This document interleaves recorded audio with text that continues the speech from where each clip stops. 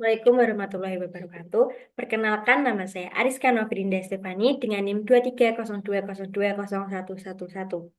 Di sini saya akan menjelaskan mengenai pembelajaran project-based learning pada kemampuan menulis teks deskripsi. Yang pertama ada pendahuluan. Keterampilan menulis merupakan salah satu aspek berbahasa yang sangat penting bagi siswa, baik di lembaga formal maupun non-formal. Menulis adalah sarana untuk mengembangkan kemampuan berpikir melalui proses pengumpulan fakta, menggabungkan fakta-fakta tersebut, dan menarik kesimpulan. Dalam menulis teks deskripsi, penulis harus berusaha membuat pembaca seolah-olah dapat melihat, merasakan, atau mengalami langsung apa yang sedang dideskripsikan.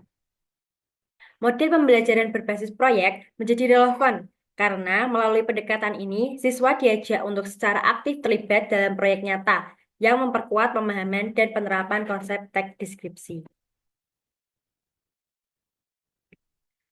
Yang selanjutnya yaitu pentingnya pembelajaran project-based learning pada teks deskripsi. Project-based learning adalah model pembelajaran inovatif yang berfokus pada peserta didik dan melibatkan kegiatan atau proyek nyata sebagai sarana untuk pembelajaran. Model ini mendorong siswa untuk belajar melalui pengalaman langsung dan proyek yang nyata, sehingga mereka tidak hanya memahami konsep secara teoritis, tetapi juga mampu mengaplikasikan keterampilan yang mereka pelajari. Melalui model pembelajaran ini, siswa dilibatkan dalam proses pemahaman teks deskripsi melalui tugas-tugas proyek yang menuntut mereka untuk mencari, memahami, dan menganalisis informasi secara mendalam. Selanjutnya ada tujuan pembelajaran.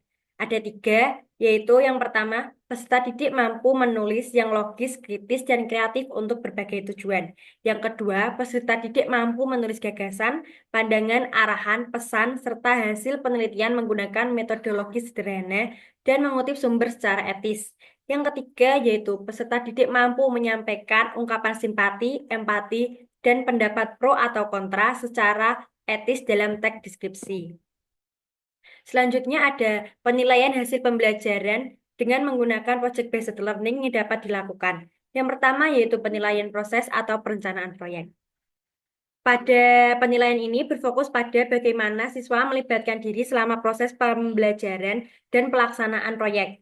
Guru dapat melakukan observasi untuk mengamati tingkat keterlibatan siswa, kemampuan mereka dalam berkolaborasi tim, serta keterampilan dalam merencanakan dan melaksanakan proyek yang telah ditugaskan. Penilaian proses ini juga dapat menggunakan rubrik yang dirancang khusus untuk mengevaluasi berbagai aspek penting, seperti keaktifan dalam diskusi, keterlibatan dalam pengumpulan data, hingga upaya yang dilakukan untuk merevisi dan menyempurnakan tulisan yang mereka buat. Selanjutnya yaitu penilaian produk. Pada penilaian ini berfokus pada teks deskripsi yang dihasilkan oleh siswa. Penilaian dilakukan menggunakan rubrik yang dirancang untuk menilai berbagai aspek dalam teks, seperti kejelasan ide utama dan gagasan pendukung, penggunaan bahasa deskriptif yang meliputi pemilihan kata, gaya bahasa, dan detail yang menggambarkan objek secara mendalam, serta struktur teks yang mencakup identifikasi dan deskripsi bagian.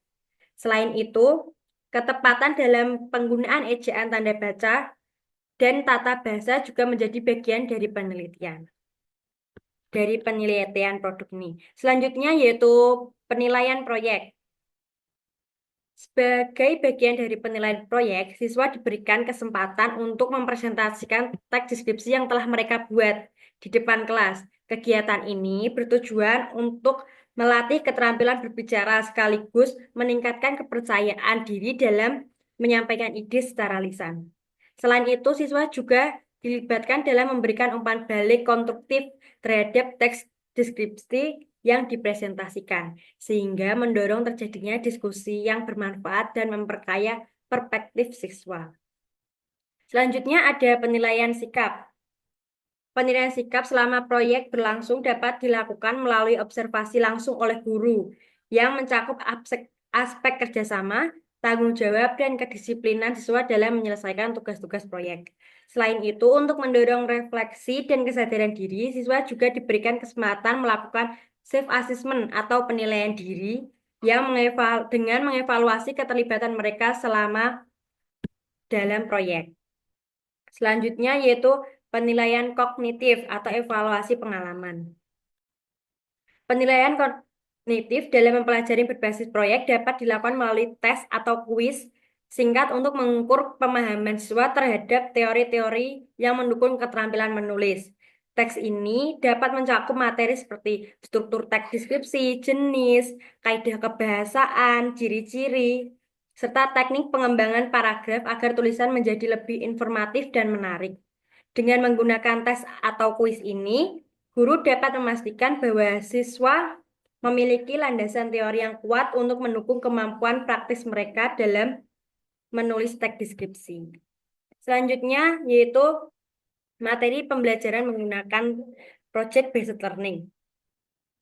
Nah, yang pertama yaitu pemahaman konsep teks deskripsi. Yang pertama itu materi, seperti kita mengajarkan pengertian teks deskripsi, struktur teks deskripsi, yaitu ciri kebahasaan teks deskripsi, dan jenis teks deskripsi. Pada pemahaman konsep teks deskripsi ini, kegiatan yang dapat dilakukan yaitu menganalisis contoh teks deskripsi dan diskusi kelompok tentang ciri-ciri, struktur, jenis teks deskripsi. Selanjutnya ada eksplorasi objek yang akan dideskripsikan. Nah, pada bagian ini materi yang dapat diberikan yaitu observasi sebagai langkah awal menulis teks deskripsi. Yang kedua, teknik mencatat hasil diskusi. Yang kegiatan yang dapat dilakukan yaitu melakukan observasi terhadap objek di sekitar seperti taman sekolah, ruang kelas, atau lainnya. Yang kedua, siswa membuat catatan rinci tentang hal-hal yang mereka lihat, dengar, rasakan, cium dari objek tersebut. Yang ketiga, yaitu penyusunan teks deskripsi. Nah, materi yang disampaikan yaitu menyusun teks deskripsi dari hasil observasi. Yang kedua adalah penggunaan gaya bahasa untuk mendeskripsikannya yang menarik, menggunakan kaidah-kaidah kebahasaan, pemilihan kata untuk mendeskripsikan objek yang sedang diobservasi. Kegiatan yang dapat dilakukan yaitu siswa menulis draft teks deskripsi berdasarkan hasil observasi tersebut. Lalu menggunakan lembar kerja sebagai panduan menyusun teks yang sesuai struktur. Yang keempat yaitu kolaborasi dan revisi. Materi yang dapat diberikan yaitu teknik memberikan dan menerima umpan balik, serta penyuntingan dan revisi teks. Kegiatan yang dapat dilakukan yaitu siswa bertukar teks deskripsi dengan teman sebangku untuk saling memberikan umpan balik. Dan revisi teks berdasarkan masukan teman. Selanjutnya yaitu presentasi dan publikasi proyek.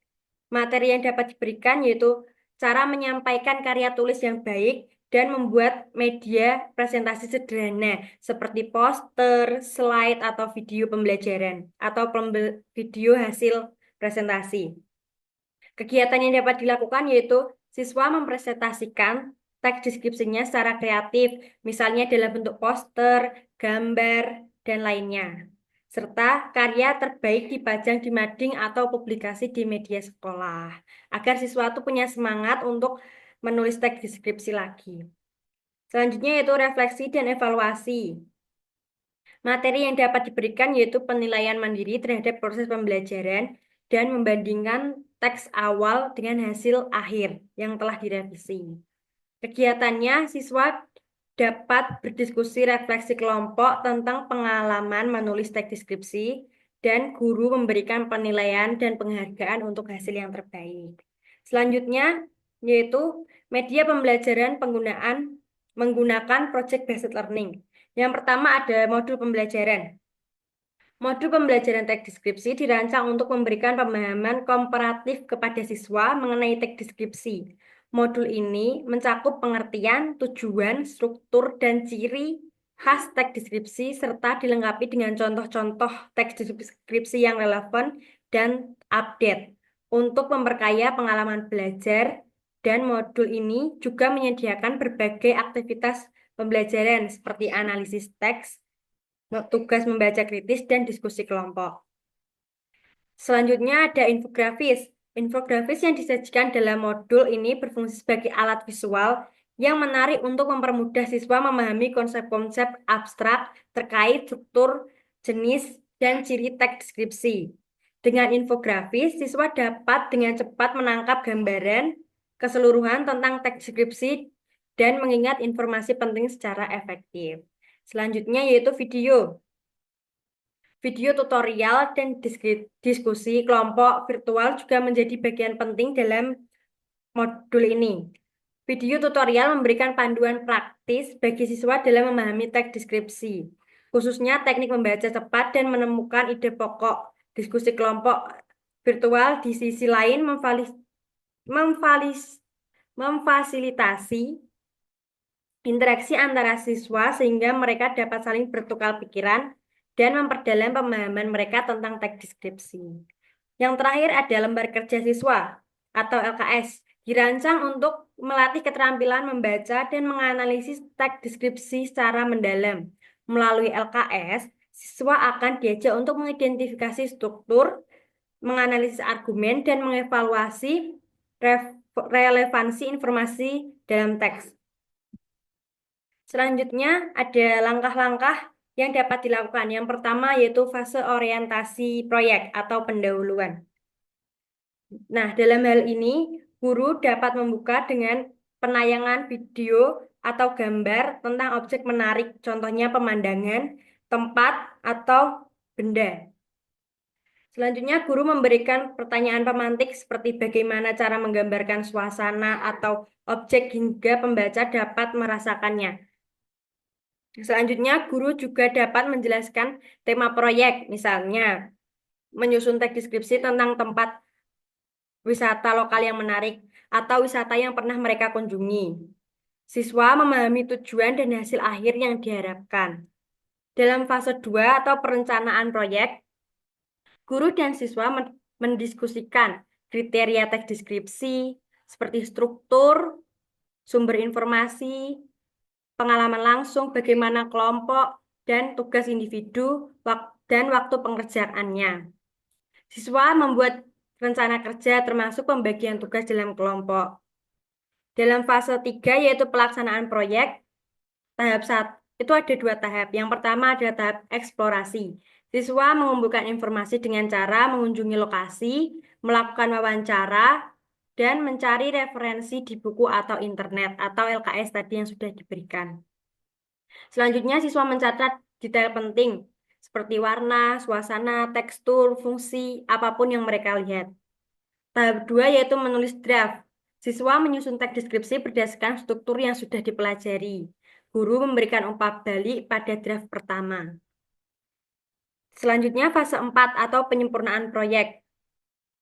Pada fase ini siswa merevisi teks berdasarkan masukan dari guru atau temannya.